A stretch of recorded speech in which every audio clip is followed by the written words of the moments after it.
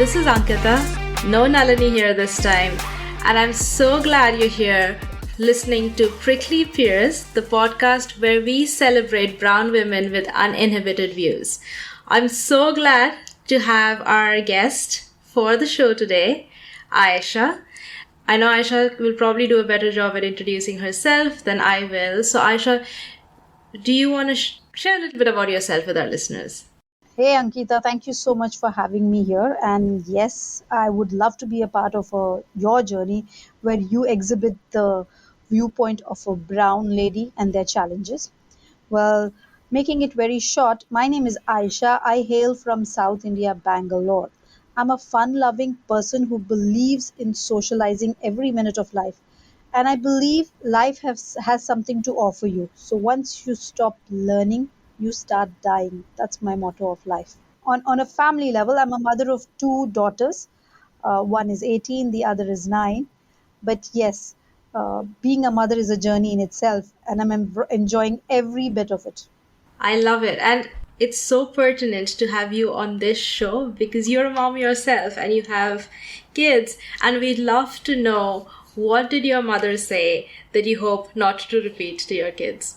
I'm in my mid 40s right now, so this incident happened back in the late 80s or mostly early 90s. I must have been 8, 9, less than 10 definitely. And my dad had enrolled us for the swimming classes, me and my two elder brothers. I remember very significantly, very clearly, while I was stepping into the pool for the first time. She held my hand very nicely, very gently, and very firmly and lovingly. She said, "You really want to do this? Let's go buy gold jewelry rather." She said that to me, "Let's go buy gold rather." And I was like, no, I'd prefer the dip. That is a very strong opening. Tell us a little bit about your mom before we delve more into the situation and the impact it's had on you, because you clearly remembered it, but 30 plus years later. Yes, it's one of the golden memories I hold in my heart till I die. But having said that, my mom is a very daredevil kind of a personality. If I am 40s, my mom is clearly in her 70s now. So if she's in her 70s now, she might have been in her youth years in the early 70s. During those times when it was very difficult for an Indian woman living in India to have her own point of view, my mom was one among the ladies who volunteered to go hiking in the Himalayas, foothills of Himalayas to be more precise.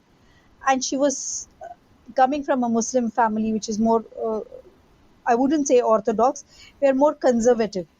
So, coming from a conservative Muslim family, it was a even bigger challenge for her to convince her family. But the she had the aura and the guts to not do the expedition once, but more than once. She finished that, and she still has memories of it.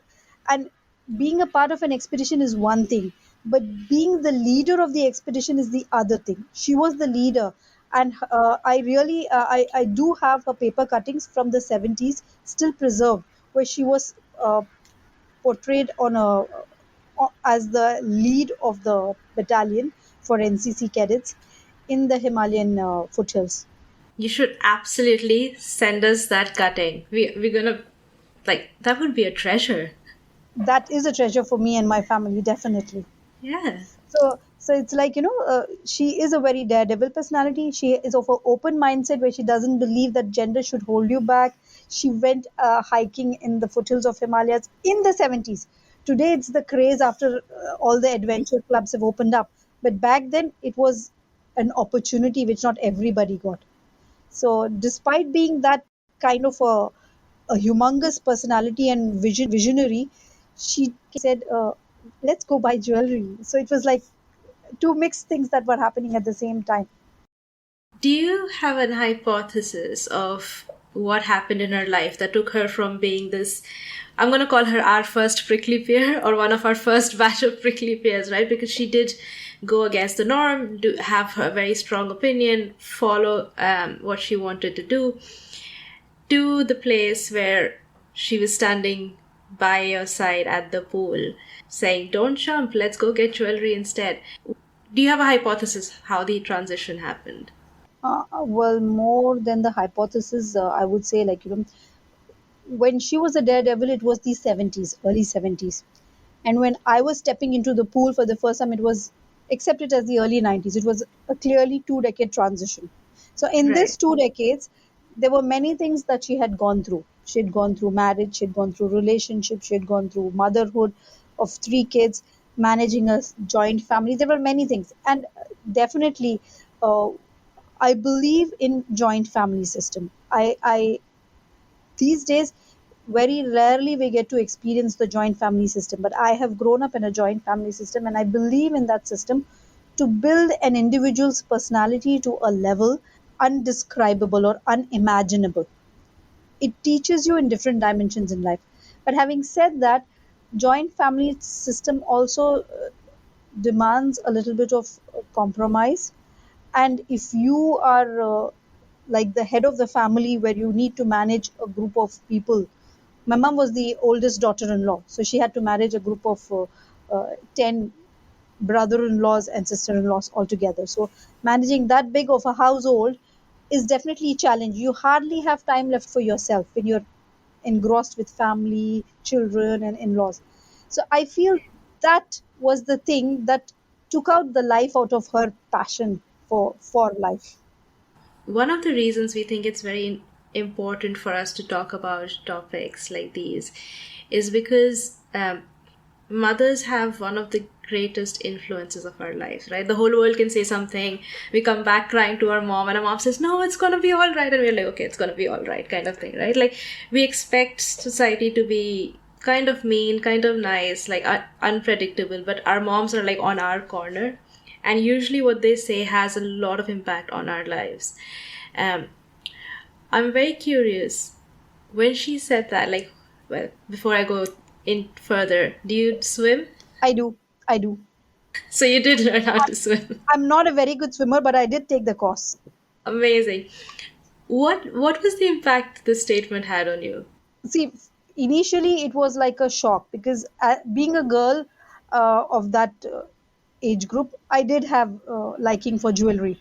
I would want to buy, like, even in though it was the 90s, but I was given the privilege or the freedom to choose my own gold jewelry. Forget about the artificial. So I have been gold shopping since the age of 8 or 9. So yes, I did have a liking for that, and she did give a very good deal to me. But then the thing that struck me in that pool that day was, okay, she's going to buy me gold jewelry. What is she going to buy the other two? My brothers were also there. Is she going to buy them anything? Then I saw they were not offered a deal. Only I was offered the deal.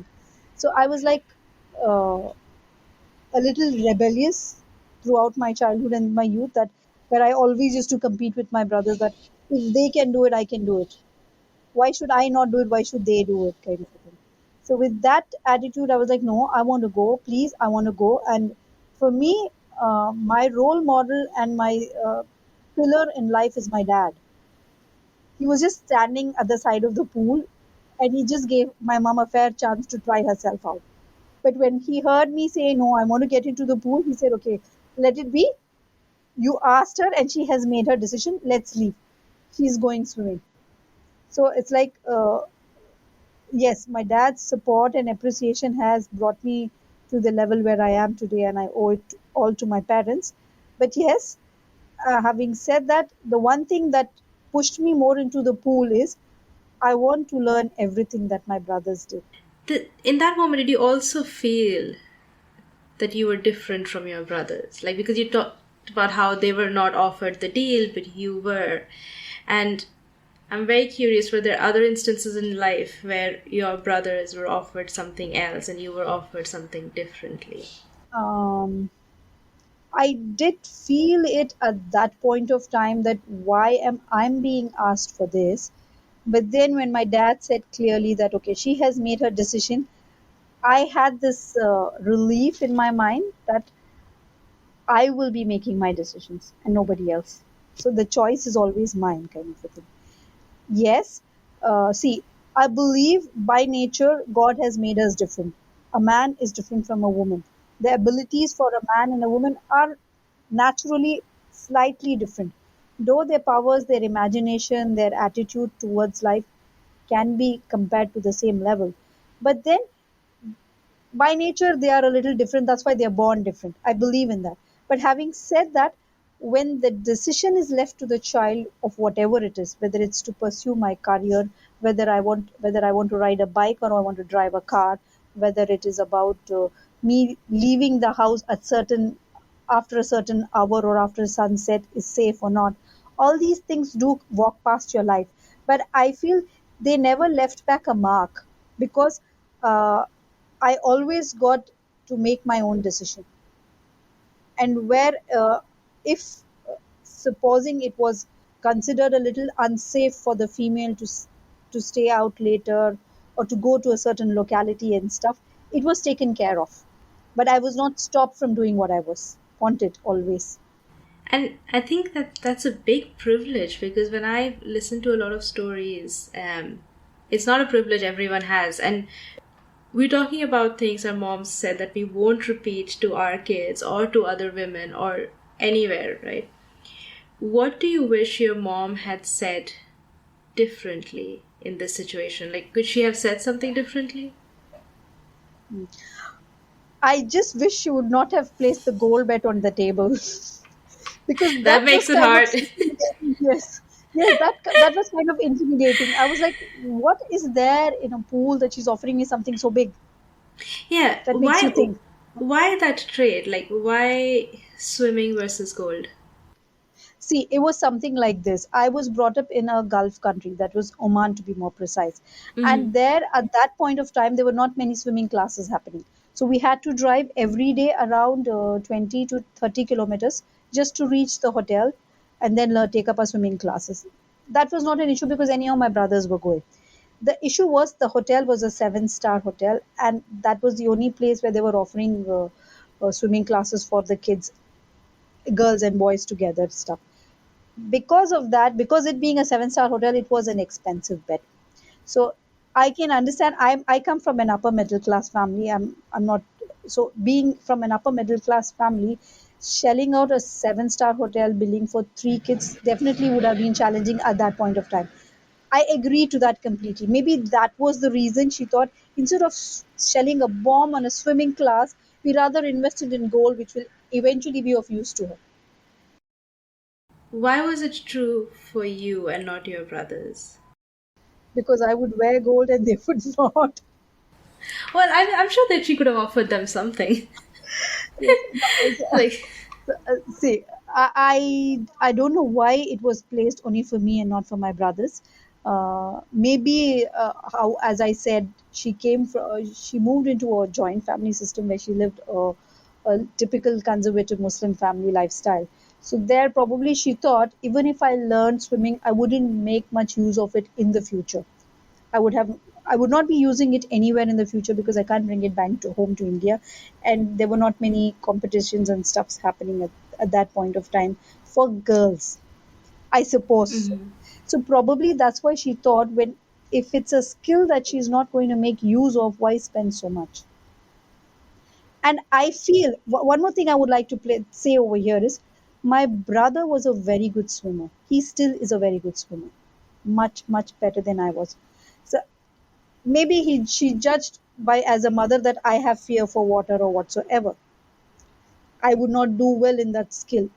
I don't know what her mindset was, but I'm assuming all sorts of answers possible, that maybe she judged I was not good at that skill because I'm not a good swimmer. I can barely manage and get out, but my brother was a good swimmer. I have two questions that come to mind, so I'm going to ask them in no particular order. The first one is, do you remember the swimming pool on that day? Were there like, was there a gender ratio there? Was it mostly boys, or did were there girls there? Because that sometimes plays an unconscious role in our decisions, right? So, do you remember? If I close my eyes, I can still view the pool. It was a bright sunny afternoon. It was a big pool, and there were a lot of people over there. I agree, there were a lot of people over there, a lot of children, no gender bias. They would, I feel, yes, there were more of boys than girls. as learners over there. But when it came to the adults, there was no gender bias. And most of the adults in the pool were either male or female, but not many browns. Most of them were whites. So maybe Yeah. as a brown mom, she thought it is of no use for a brown person to learn swimming. Not part of a culture kind of a thing. Have you discussed this with your mom ever since? Like, told her, remember that time at the swimming pool? See, it's almost 30 years now since it's happened. Okay, it's almost 30 years now since it's happened, and I have never discussed with her until recently. Just last month, I met my mom and I said, Ma, you remember you did this to me? She's like, no way, I can never do that to you. She doesn't even remember. Probably it was just a passing comment for her. I know, and that's the part that really hits home. You know, like we've recorded their episode and released the one on what my mom said, what Nalini's mom said, and in almost all cases, it isn't these very deep intentional moments that our moms are saying something to us. For them, like my mom used to say thing like the episode of my mom. For her, it was like a light passing comment, right? And one wouldn't imagine that it would have an impact years later. And it is similar for a lot of these things I listen. Sometimes it's intentional, of course, when there are stronger statements, but sometimes they say things which they may not remember and didn't imagine would have such a big impact, and it did, right? And I think that's really interesting and important. What would you say differently to your kids? Okay, so it's like, Are you gonna offer them gold? no, it's like this. Okay, see, it's it's like this. We all have our own story, and we all have our own mistakes to make and to learn from them. So, when I saw this, because I was the only girl child in my family, and somewhere I felt okay, fine. As a girl, there is a slight difference of treatment culturally, being an Indian. So I thought I will never do this to my children. I'm not going to do this to my children. In fact, I will teach my boys to be able to handle a household, sweep, mop, and cook food. That was my mindset. So I don't know why. I think I had a very strong mindset. So God bless me only with two daughters, with no boys. He probably wanted to save the boys from me. But having said that, even with the girls, I was like, no, I am not going to let them stop anywhere.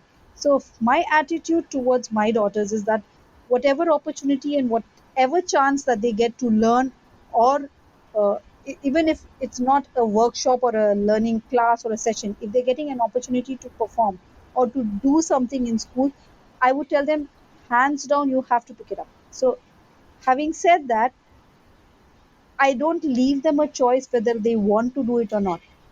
I tell them it's out and it's announced in the school, you are participating in the contest. Whatever be it, you are going. I want you to grab every opportunity to learn in every dimension possible. That's how I was with my older girl. That it has to be a perfectionist mom making the Oh perfectionist no. child. But what happens is, parenting is not pottery. Parenting is gardening. You just sow the seed and give them the required nourishment, and they grow their own way towards the sunlight. Whereas in pottery, you make sure it's a perfect shape with symmetry, and you are getting your hands dirty in doing that. So why I call parenting is gardening is because the plant grows by itself in its own direction. A pot is made the way you want to make it. Yeah, and I'm sure it's an experience in itself, right? Like when you are looking at your daughters, you're recalling how your mom brought you up, and in the spirit of the show, I went overboard. no, that you did not go No, no, overboard. no, no. I would like to say here that in my journey of parenting, I used the pottery technique for my first child, and I'm using the gardening technique for my second child after learning from the first child. Exactly, and I think that's the constant learning journey, right? So hopefully, all Yes, the current future mothers listening here, or even people who are around a kid and not necessarily mothers themselves, um, that parenting can be hard. There's no perfect thing. Like, our moms made mistakes, we'll make mistakes. Tell me, is there one thing which you have said to your daughter, either of the two, which you wish you hadn't? Okay, I always use this dialogue with both my daughters, more with my older one than with my second one.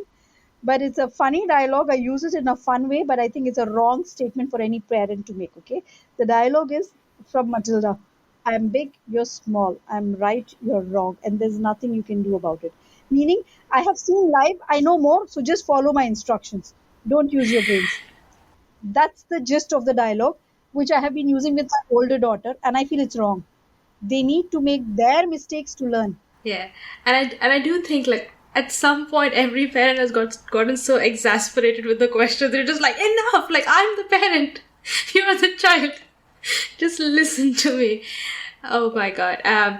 Aisha, I loved the journey that you took us through, right from what your mom said, the situation, a little bit about your mom, the impact it's had on you, and probably it led you to being the absolute rebel that you are today, and that how it's translating into your life as a mom.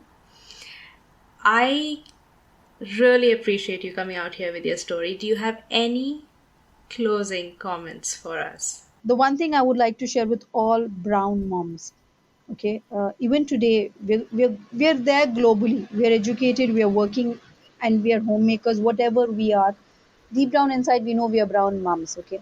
So, when it comes to the journey of parenting, we put our child forward as the priority and we keep ourselves last. I don't say that's wrong, but then I feel there is a time when you need to prioritize yourself also, taking care of yourself, concentrating on your learning, concentrating on your development, and stuff like that. And in this journey of keeping ourselves last, we are getting so frustrated that at the end of the day, we throw it up on the child. I'm doing this for you, I'm doing that for you, I take care of this, I take care of that, and this is what I get in return. No respect, no cooperation. I feel that is like a burnout. It's like you're accumulating all the money in a pile and then you're burning it out. You're not even having it and you're not even getting it. So it's rather that you accumulate a smaller pile and you use it for yourself. Meaning, keep your happiness and your child happiness at par with each other. So both of you are enjoying the life so that when you get burnout, the other doesn't have to suffer the heat. Your 30-second dialogue there reminded me of almost every single brown parent I've ever come across. I was like, at the end, they'll all be like, we've done so much for you and this is what we get in return. Oh my god. Like, it was just like this epiphany. I'm like, every listener we have here today can probably relate to that. And it's true. Exactly, and that is one dialogue like when I heard it in my childhood, I felt I'm never going to use it on my child. But that is one dialogue you cannot get away with. You do use it. That made me laugh so much. I have like little tears coming down my face. But and I don't think this is just a brown woman thing. It is probably more pronounced in us. But I see mothers worldwide struggling in balancing their priorities with the priorities of managing a child and everything else. But Aisha, thank you so much. That's all from me. It was great having you here. Your mom said don't swim. I love the fact that you swim and you wouldn't say it again to anyone around. On behalf of Prickly Pears, we are out.